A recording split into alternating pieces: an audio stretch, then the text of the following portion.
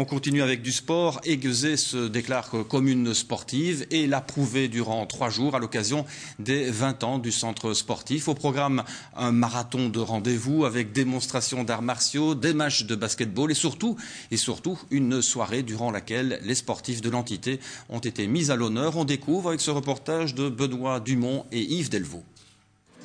Véritable lieu de vie, d'échange et de rencontres, le centre sportif d'Aiguezé joue aussi un rôle social et répond à son objectif premier, le développement du sport dans toute la commune.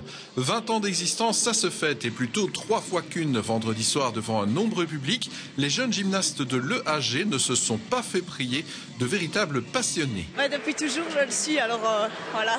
Combien de temps il faut pour acquérir la technique des sauts qu'on a vu tout à l'heure? Quand même pas mal d'années. Ça vient pas tout seul, il faut beaucoup de travail pour ça. Ça fait 4 ans. Et beaucoup d'entraînement par semaine, j'imagine? 2 heures. 2 entraînements par semaine, oui.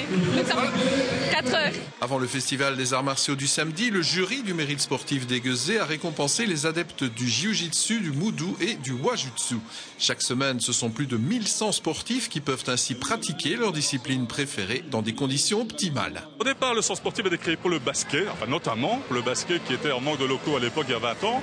La gym s'est installée rapidement après, puisque le club de gym va bientôt fêter ses 20 ans aussi. Donc c'est sur les 2 grands clubs qui occupent le centre sportif. Mais il y a bien sûr le volley, tous les arts martiaux, il y a le mini-foot, il y a le badminton qui se développe énormément, il y a des cours de danse, oui, il y a plein de choses en fait.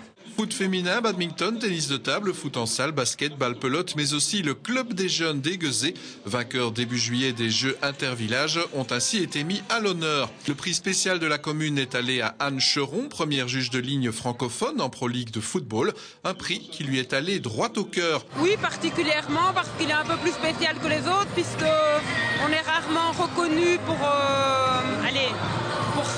son village ou sa commune. Donc c'est vrai, ça me fait très plaisir, oui.